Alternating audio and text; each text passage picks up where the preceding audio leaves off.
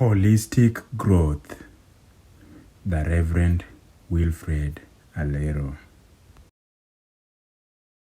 And Jesus increased in wisdom and stature and in favor with God and man. In this gospel verse, we can easily learn that Jesus grew physically, mentally, and spiritually. We are complex creations of God with so many parts that are connected to function together in harmony. Each time one part is compromised, it causes a ripple effect in the entire system. This effect can easily cause a breakdown in the entire unit. But this complication has more to it. The three entities of soul, which is our spirituality, mind, which is our mental health, and body, which is our physical being. These three needs each other like nothing else. And this is how Jesus increased. As we grow in knowledge and wisdom, we gain more through academics, logics, and experience, and this equips us with the life skills to survive here and now. Every time we learn a new thing, we get self-esteem as we slowly grow towards self-actualization. We get uplifted and motivated every time we are cheered up, praised, and congratulated in our daily achievement. We even cheer ourselves up. This heals our mind and ego as it gives us sense and value of life. It is a remedy for mental health. As any other human, Jesus learned general life skills through knowledge and experience to help him live with humanity. He became a carpenter too, like his father. As he performed his miracles, the appreciation, praises, and worship he got uplifted him. To me, this is also how Jesus, in his human nature, got motivated to live and serve human. As we grow in favor with God and man, we prepare our soul for life after this one here and now. We gain favor with God through religious and spiritual activities such as prayer, fasting, confession, Holy Communion, acts of charity alongside many others, and generally a devoted life in service to God and humanity. Every time we commit ourselves to serve Him, He gives us His goodwill motivation to continue serving Him as we prepare our souls for eternity. Jesus did all this, and this is how He grew in favor with God as He remained in His godly status. Then our body, our flesh is equally important. Jesus never remained an infant, but He also grew up physically. He grew in stature. We all know how it feels to celebrate our birthdays as we age graciously.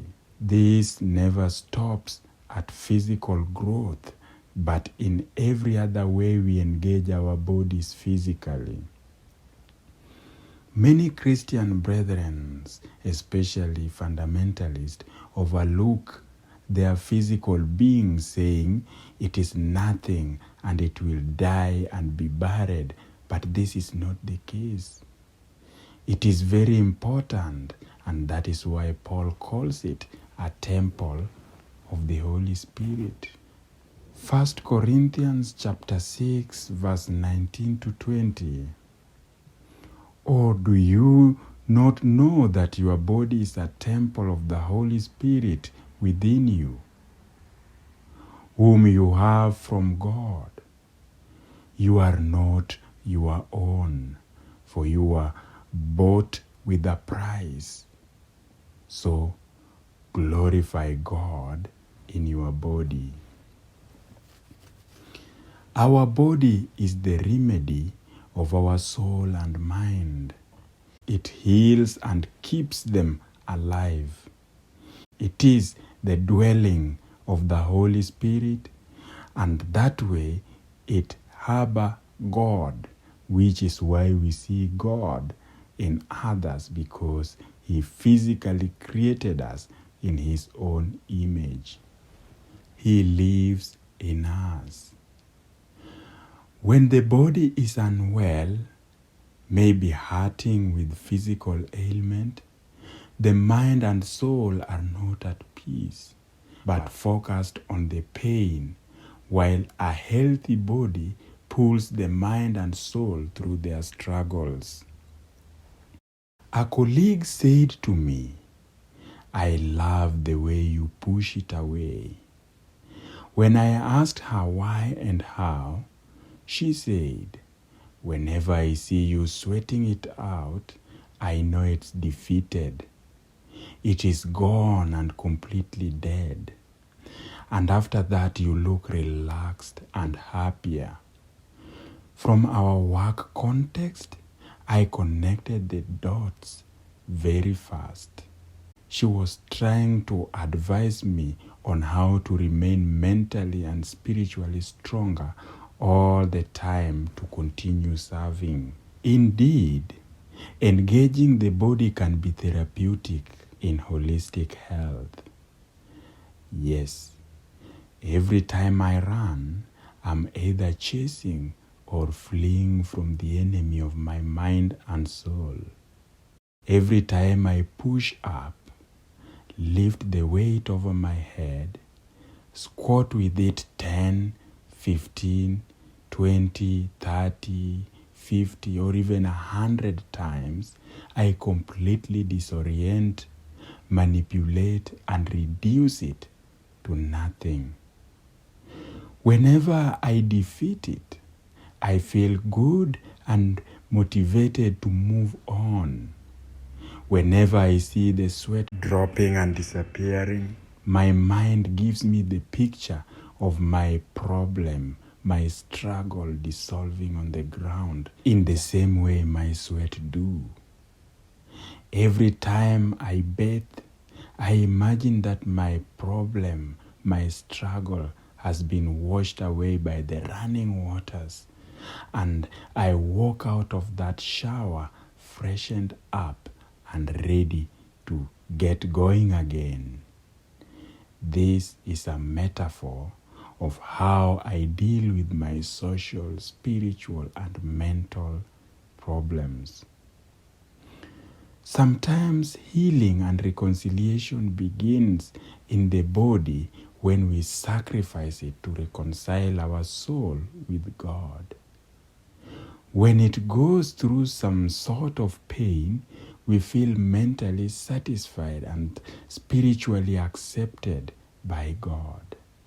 This is especially when we fast and push ourselves to pray really hard. When He was ready for His ministry, Jesus had to fast for 40 days. It did not end there, but He paid for our debts of sin with pain of torture and even death on the cross. I've seen monks punishing themselves by working hard physically and even flogging themselves as a way of reconciling with God.